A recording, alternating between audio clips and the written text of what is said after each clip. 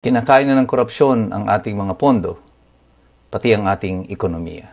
Nangyayari na po uli ang nangyayari noon sa panahon ni Ferdinand Marcos Sr. Ang problema lang, nung kay Ferdinand Marcos Sr., it took more than 20 years bago nagising ang Pilipino.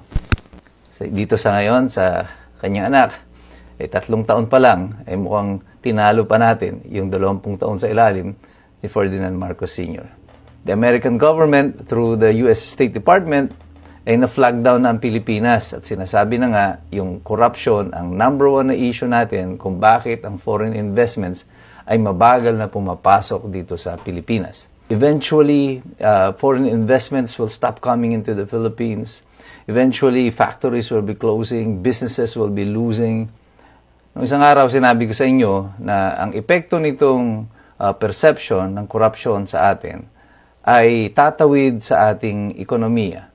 At mga ilang linggo na o mahigit isang buwan na ang nakaraan ay ang South Korea mismo, through their president, has already declared that they are withdrawing yung official development assistance loan na dapat na ibibigay sa Pilipinas sa mga halagang about 28 billion pesos. At hindi na nila itutuloy ito sapagkat sila ay natatakot na baka ang mga pondo na ibibigay ay magamit lamang sa korupsyon. Isang napakalaking kahihiyan po niyan sa ating republika that a foreign government will now withdraw a official development assistance loan dahil natatakot sila na ang mga opisyal natin ay nanakawin ang pera. Pero dinownplay ito ng Malacanang. Sinabi lang na wala pa naman daw talagang loan. Totoo, kasi hindi na nga inaprubahan, but we did apply for it and it was denied in the most embarrassing way possible. It was denied because we are corrupt. And then, the American government, through the US State Department, ay na-flag down na ang Pilipinas at sinasabi na nga yung corruption ang number one na issue natin kung bakit ang foreign investments ay mabagal na pumapasok dito sa Pilipinas. At kahapon, nagdeklara ang Securities and Exchange Commission, Chairman si Francis Lim, na itong massive corruption is already eating up the stock exchange. As a matter of fact, it has reduced the value of Philippine stocks, the value of Philippine stocks to a tune of 1.7 trillion pesos. Para po hindi masyadong mga nakakaalam kung ano itong stock exchange. Ito po ay parang merkado na ang ibinebenta po dito ay mga stocks o yung mga shares sa mga kumpanya. Ngayon, kapag maganda ang takbo ng isang ekonomiya, tumataas ang presyo ng stocks at ikaw ay kumikita. Halimbawa, ikaw ay nag-invest ng 100,000 para sa isang stock. Halimbawa, pumili ka ng stocks para sa Del Monte Corporation. Yung 100,000 mo, kumita itong Del Monte. Eventually, yung value ng iyong stocks naging 200,000. Kumita ka ng 100,000. Ang problema dyan, kapag bumababa yung presyo ng stocks. Halimbawa, same example, Del Monte Corporation. Nagsara yung Del Monte Corporation. Wala na yung stocks mo. O di kaya namili ka halimbawa sa PLDT ng 200,000 worth of stocks. Nagpanic ngayon yung mga investors, kagaya na nangyayari ngayon. When investors are panicking, they are selling. Binibenta nila yung kanilang mga stocks. Anong effect nito pag nagbenta ka ng stocks? Well, ang effect niya is that na-flood nito ang market. Maraming masyadong produktong nasa merkado. Parang pag ikaw yung namimili sa palengke, di ba? Kapag tambak yung kamatis na dumating, ang epekto niyan, bumababa yung presyo ng kamatis. Pero pag konti lang yung kamatis, mataas ang presyo ng kamatis. Ganon din po sa stocks. Kaya tawag yan stock market. Ito isang merkado, ito isang palengke, kanya nga lang stocks po ang ibinebenta. Dahil masyadong maraming stocks ang ibinebenta at marami ang gustong umalis sa pagnenegosyo dito sa Pilipinas, sa merkado ng Pilipinas, nagdadump na sila ng kanilang mga stocks at ang effect nito, bumabagsak ang presyo kasi masyadong maraming mga produkto o mga stocks ang nasa merkado ngayon and are being offered for sale. And that is why sinasabi ng SEC na bumagsak ang presyo ng mga stocks sa atin to a tune of 1.7 trillion in a span of just several weeks, 3 weeks lang ang sinasabi niya.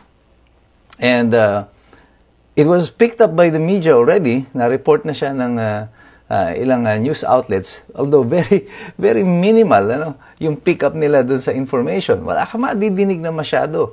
Although 1.7 trillion in 3 weeks, you should be sounding the alarm already about the economy ng Pilipinas.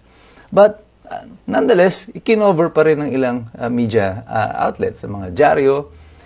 I saw it in Inquirer, Manila Bulletin, and ABS-CBN. And a few hours later, itong si Frederick Go, Special Assistant to the President on Investment and Economic Affairs, tinawag niya ang pronouncement ni Francis Lim as fake news. Anong ginawa ni Francis Lim? Well, as expected, syempre, pareho silang nasa executive, biglang nag-issue ng panibagong statement si Francis Lim ng SEC. Sinabi niya, nagkamali daw siya. At hindi daw pala totoo yung kanyang balita na sinabi. Na naniwala lang daw siya na ito yung prevailing industry news. Ito yung nangyayari talaga sa merkado. Pero hindi niya sinabi kung ano ba talaga ang nangyayari. Sinabi lang niya na yung kanyang unang sinabi na nalugi na ang merkado ng 1.7 trillion, hindi daw po totoo. Kumbaga, sinundan niya na lang yung kwento ni Frederick Go. Siyempre, ang storya na yun ay galing sa Malacanang. Siya ay a presidential appointee. Alangan namang kontrahin niya yung sinabi. But the damage has already been done. The information is already out. Malacanang is just, damage control mode again. Nasabi na yung dapat masabi, naibulgar na yung dapat maibulgar. And these things that are happening is what I said is gonna happen. And it is happening right now. Ang problema po dito, it's not gonna stop here. Yung collapse ng stock market is just the precursor. Ito po yung pinaka-immediate na tatamaan yan. Eventually, foreign investments will stop coming into the Philippines. Eventually, factories will be closing, businesses will be losing, at magkakaroon na po yan ng inflationary effect. The stock market has an automatic inflationary effect. Ibig sabihin yan, tumataas po agad yung mga interest rates sa mga bangko because of a market panic. At kapag po nangyari yan, ay tataas ang presyo ng bilihin sa merkado. Ang epekto niyan, siyempre, sa atin na naman po mga ordinaryong mamamayan, sa mga mahihirap. And this is the real evil effect and aftermath effect of corruption. Kumikita na sila ng pera, yung mga magnanakaw, at pagkatapos tayo naman magsasuffer sa isang bumabagsak na ekonomiya. Malacanang is gonna spin this around. They're still gonna paint a picture of a rosy future for our economy. But this story of corruption does not produce investors' confidence. It does not boost yung kanilang kumpiyansa sa ating merkado. At delikado po ito. And worse things are yet to come for the Philippine economy if this is not corrected. At pag tinignan nyo kung paano ang pagkakawangis nito sa kasaysayan sa nangyari kay Ferdinand Marcos noon, yung kanyang pagbagsak was preceded by a market collapse. Tapos bumagsak ang piso. At tuloy-tuloy yung pag-slide ng piso to the dollar. And then the banks are losing money, the massive withdrawal, and then people power came. The pattern is the same. Nangyayari na po uli ang nangyayari noon sa panahon ni Ferdinand Marcos Sr. Ang problema lang, nung kay Ferdinand Marcos Sr., it took more than 20 years bago nagising ang Pilipino. Dito sa ngayon, sa kanyang anak, 3 taon pa lang, ay mukhang tinalo pa natin yung 20 taon sa ilalim ni Ferdinand Marcos Sr. Pero tayo pong lahat, patuloy tayong magdasal para sa ating republika. Marami pa po tayong pagdadaanan. Marami pa pong mga trahedya ang nakapila sa atin. Pero kung tayo po ay patuloy na magkakapit-kapit, magsasama-sama, malalampasan din natin ang lahat ng mga pagsubok nito. Kailangan lang we continue to engage, patuloy tayong magbantay, patuloy tayong mag-aral. Sapagkat mahirap makialam ang taong walang alam. Mabuhay po ang Pilipinas. Mabuhay kayong lahat. Let us continue praying for Cebu. God bless us all.